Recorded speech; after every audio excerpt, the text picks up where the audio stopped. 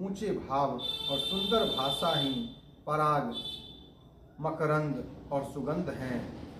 सत्कर्मों के पुंज भौरों की सुंदर पंक्तियां हैं।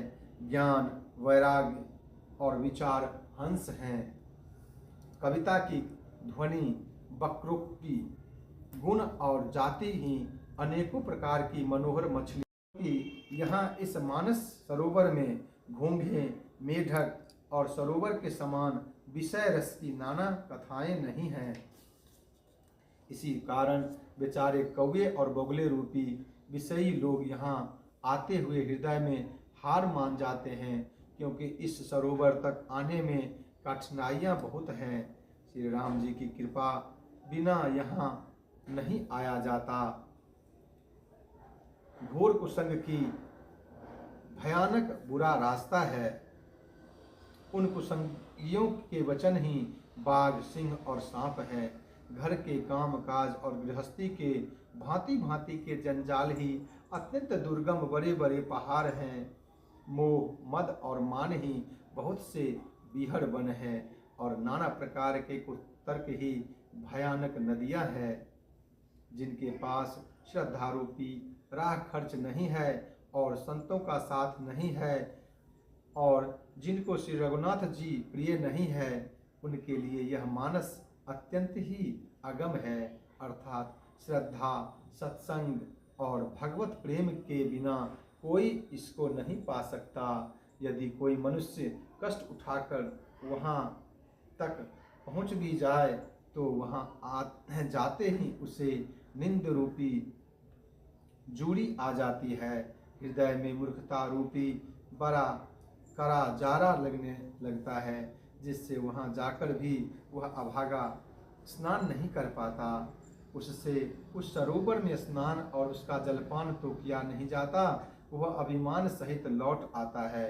फिर यदि कोई उससे वहाँ का हाल पूछने आता है तो वह अपने अभाग्य की बात ना कहकर सरोवर की निंदा करके उसे समझाता है।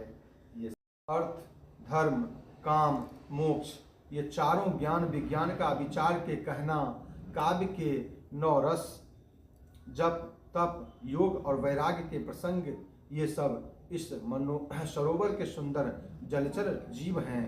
सुकृति, पुण्यात्मा जनों के, साधुओं के और श्री राम नाम के गुणों का गान ही विचित्र जल पक्षियों के समान है। संतों की सभा ही इस सरोवर के चारों ओर की अमराई आम की बगीचियां हैं और श्रद्धा बसंत ऋतु के समान कही गई है।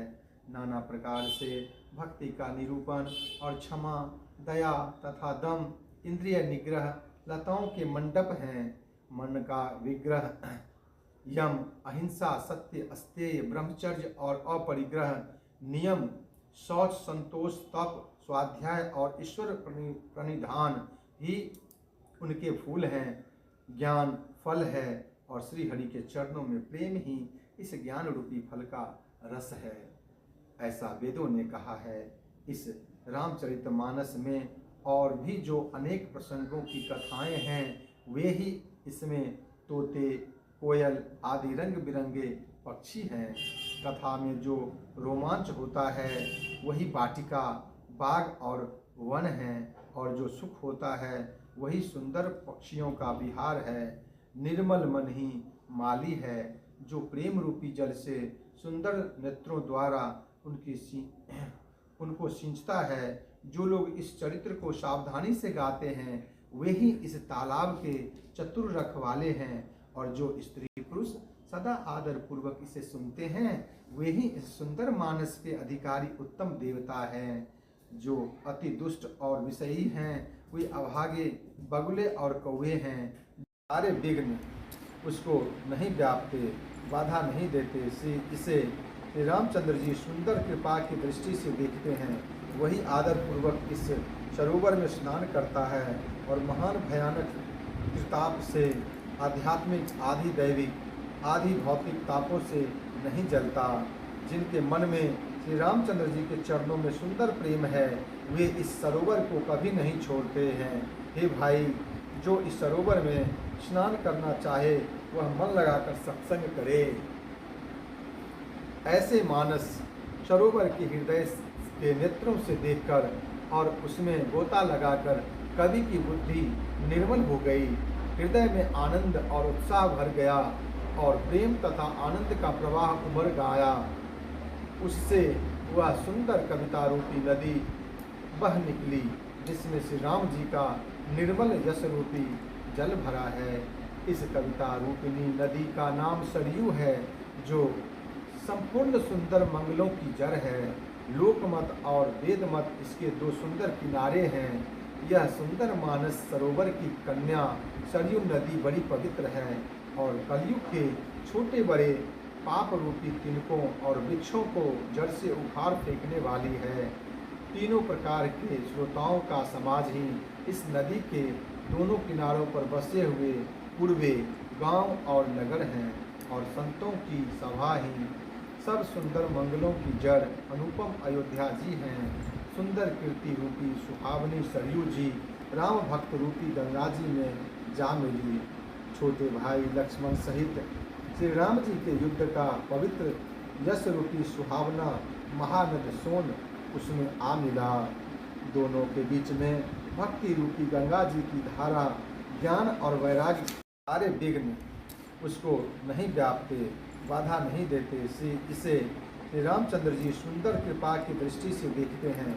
वही आदर पूर्वक इस सरोवर में स्नान करता है और महान भयानक ताप से आध्यात्मिक आदि दैविक आदि भौतिक तापों से नहीं जलता। जिनके मन में श्री रामचंद्र जी के चरणों में सुंदर प्रेम है, वे इस सरोवर को कभी नहीं छोड़ते हैं।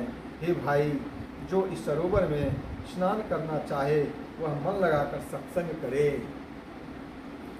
ऐसे मानस सरोवर के हृदय के नेत्रों से देखकर और उसमें गोता लगाकर कवि की बुद्धि निर्मल हो गई।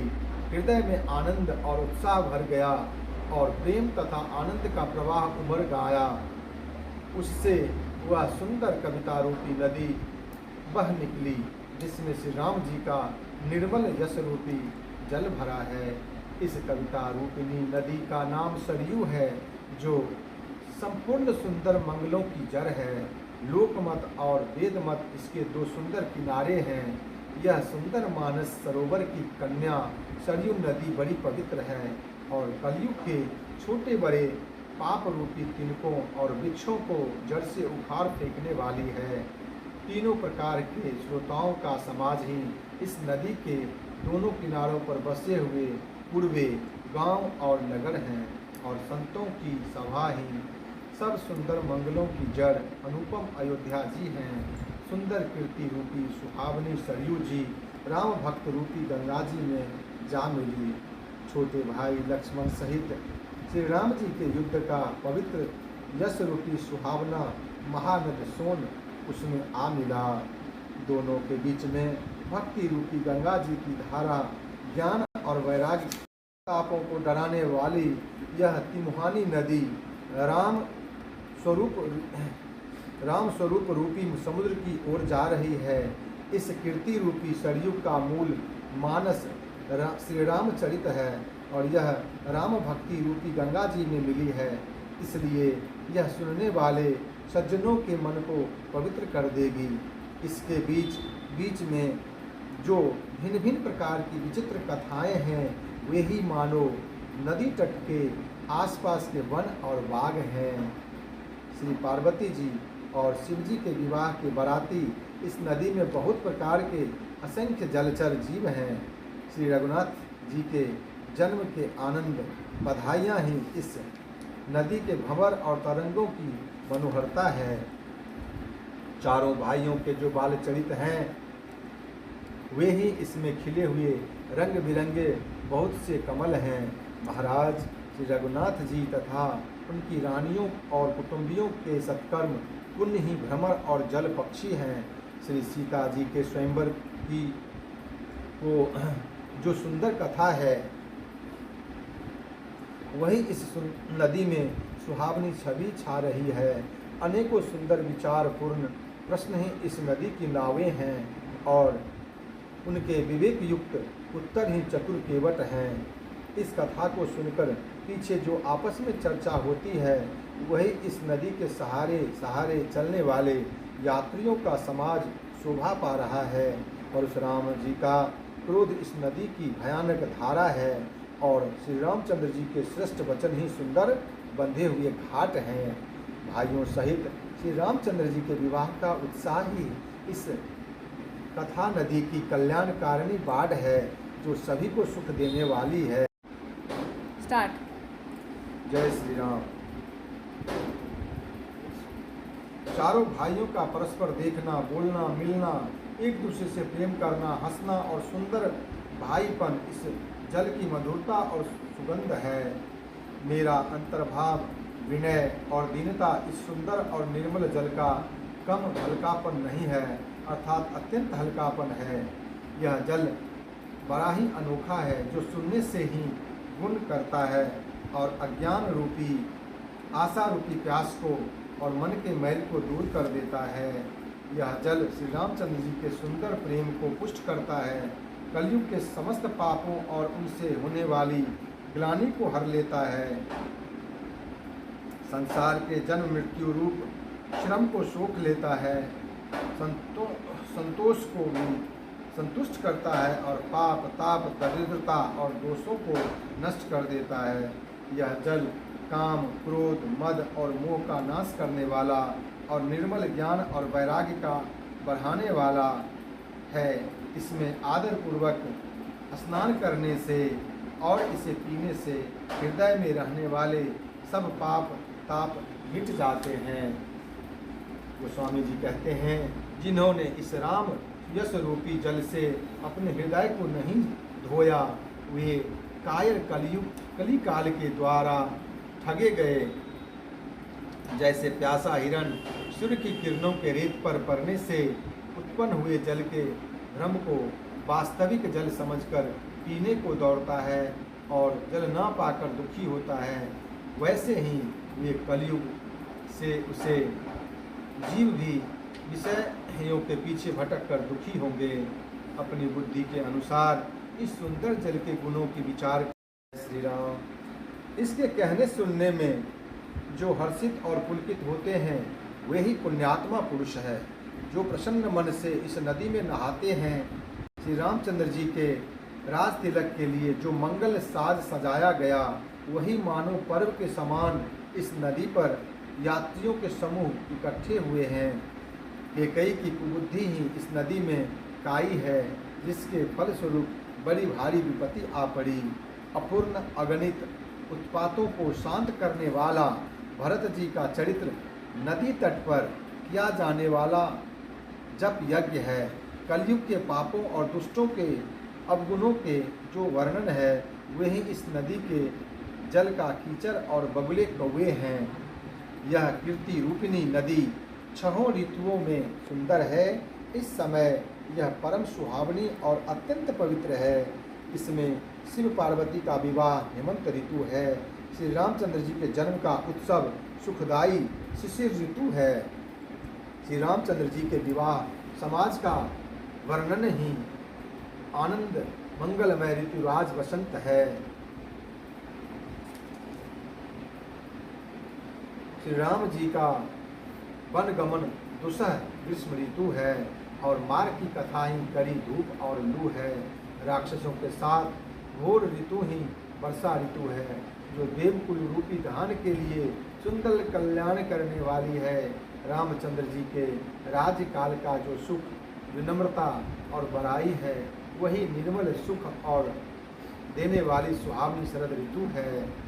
सती शिरोमणि श्री सीता जी के गुणों की जो कथा है वही इस जल का निर्मल और अनुपम गुण है।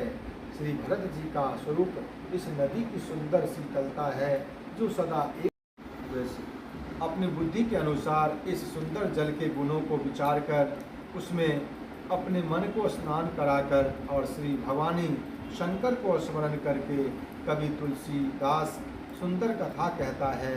मैं अब श्री रघुनाथ जी के चरण कमलों को हृदय में धारण कर और उनका प्रसाद पाकर दोनों श्रेष्ठ मुनियों के मिलन का सुंदर संवाद वर्णन करता हूँ। भरद्वाज मुनि प्रयाग में बसते हैं। उनका श्री राम जी के चरणों में अत्यंत प्रेम है। वे तपस्वी, निगृहित चित्त, जितेंद्रिय, दया के निधान और परमार्थ के मार्ग में बड़े ही चतुर हैं। माघ में जब सूर्य मकर राशि पर जाते हैं तब सब लोग तीर्थराज प्रयाग को आते हैं। देवता, दैत्य, किन्नर और मनुष्यों के समूह सब आदर पूर्वक त्रिवेणी में स्नान करते हैं। श्रीवेणी माधव जी के चरण कमलों को पूजते हैं और अक्षय वट का स्पर्श कर उनके शरीर पुलकित होते हैं। भरद्वाज जी का आश्रम बहुत ही पवित्र, परम रमणीय और श्रेष्ठ मुनियों के मन को भाने वाला है। तीर्थराज प्रयाग में जो स्नान करने जाते हैं उन ऋषि मुनियों का समाज वहाँ भरद्वाज के आश्रम में जुटता है। प्रातःकाल सब उत्साहपूर्वक स्नान करते हैं और फिर परस्पर भगवान के गुणों की कथाएं कहते हैं। ब्रह्म का निरूपण, धर्म का विधान और तत्वों के विभाग का वर्णन करते हैं तथा ज्ञान वैराग्य से युक्त भगवान की भक्ति का कथन करते हैं। इसी प्रकार माघ के महीने भर स्नान करते हैं और फिर सब अपने अपने आश्रमों को चले जाते हैं। हर साल वहाँ इसी तरह बड़ा मकर में स्नान करके मुनिगण चले जाते हैं। एक बार पूरे मकर भर स्नान करके सब मुनीश्वर अपने अपने आश्रमों को लौट गए। परम ज्ञानी याज्ञवल्क्य मुनि को चरण पकड़कर भरद्वाज जी ने रख लिया। आदर पूर्वक उनके चरण कमल धोए और बड़े ही पवित्र आसन पर उन्हें बैठाया। पूजा करके मुनि याज्ञवल्क्य जी के शिवस का वर्णन किया और फिर अत्यंत पवित्र और कोमल वाणी से बोले, हे नाथ, मेरे मन में एक बड़ा संदेह है। वेदों का तत्व सब आपकी मुट्ठी में है, अर्थात आप ही वेद का तत्व जानने वाले होने के कारण मेरा संदेह निवारण कर सकते हैं। पर उस संदेह को कहते मुझे भय और लाज आती है। भय इसलिए कि कहीं आप यह न समझें कि मेरी परीक्षा ले रहा है। लाज इसलिए कि इतनी आयु बीत गई, अब तक ज्ञान न हुआ, और यदि नहीं कहता तो बड़ी हानि होती है क्योंकि अज्ञानी बना रहता हूँ। हे प्रभु, संत लोग ऐसा नीति कहते हैं और वेद पुराण तथा मुनिजन भी यही बतलाते हैं कि गुरु के साथ छिपाव करने से हृदय में निर्मल ज्ञान नहीं होता। अतः गुरु के सामने सब स्पष्ट रूप से प्रकट करना चाहिए। जय श्री राम। मंगल भवन अमंगल हारी। प्रभु से दशरथ।